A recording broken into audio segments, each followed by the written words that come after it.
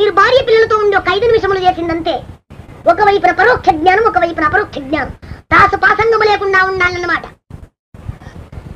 ఇక మీ పాదధూళికి ఎందుకోసమంటే ఇప్పుడు మాకు చదివితే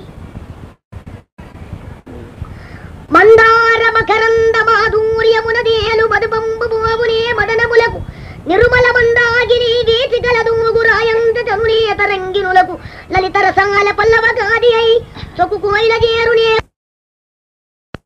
పూర్ణందు స్ఫురితగువరగంబరగునే సాంద్ర నిహారములకు అంబుజోద్దర దివ్య పాదార వింద చింతనామృతపాన విశేషమత్త చిత్తవేరీదరంబు చేరనేర్చు వినుత గుణశీల మాటలు వేయునేలా పద్మనాభుని పాదార విందములందు లగ్నమైనటువంటి మనసు ఎట్లా ఉంటాడట.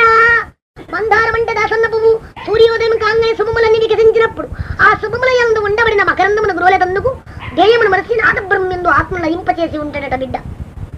ఆ మకరందమును గ్రోలి నిమగ్నత పొంది ఉంటాడు. మకరందమును విడిచిపెట్టి మంగముల మీదకి పోవు నా తండ్రి తున్నదా అన్నాడు. అట్లనే ఆత్మజ్ఞానులు దేయింద్రియములందు కాలయాపన చెయ్యక మంగములనే కామక్రోధాది గుణములను అంటుకోకుండా కేవలాత్మ యందు లయించి వారి నామస్మరణ పానము చేసి ఆ పరమాత్మ చింతననే పానము చేసుకుంటూ నిమగ్నత పొంది ఉంటారే తండ్రి అన్నాడు. పూర్వులందు చంద్రిక లలిత నిర్మల మందాగి నిండు సముద్రమయందు పరమాంస ఎంతో దబ్బు మీదకెళ్ళి వచ్చి ఆ చందని తరంగములు వీచుతుంటే ఆ నీటిని గ్రోలి వివరించుతుంటది. కానీ పెద్ద పెద్ద తొలుకుల యందు వెళ్ళు నా తండ్రి అన్నాడు. రూపమదము నేను సౌందర్యవతిననేది, యవ్వన మనము నాకు బగ్గ యవ్వనమున్నదనేది, కులమనము నేను అగ్రజాతిలో పుట్టినదనేది, అధికారమనము నేను చెప్పినట్టు వింటాననేది, విద్యమనము నేను బగ్గ చదివిననేది, తపోమదము నేను తపస్సు బాగా చేసిన నాకంటే తపస్సులు ఎవరు లేరని గర్వించేది తపోమదం. అట్లా ధనమదం నేనే ధనవంతున్ననేది. ఇవి అష్టవిధ మదములన్నమాట. ఈ మదగజముల యందు కాలవ్యాపన చెయ్యరు, పరమాత్మ యందు నిమగ్నత పొందుతారు. గుణస్వామి గల వివేకుడు శుద్ధసత్వ సంపన్నులై త్రిగుణాతీతులై పరమాత్మ శుద్ధను గృహలుతుంటారన్నమాట. లలిత రసాయ అతమామిడి చిగుళ్ళు తిని కోవిల చల్లల కూత కూర్చొని గని మా పాలకుడిచి చెట్ల మీదకి పోవు నా తండ్రి అన్నాడు.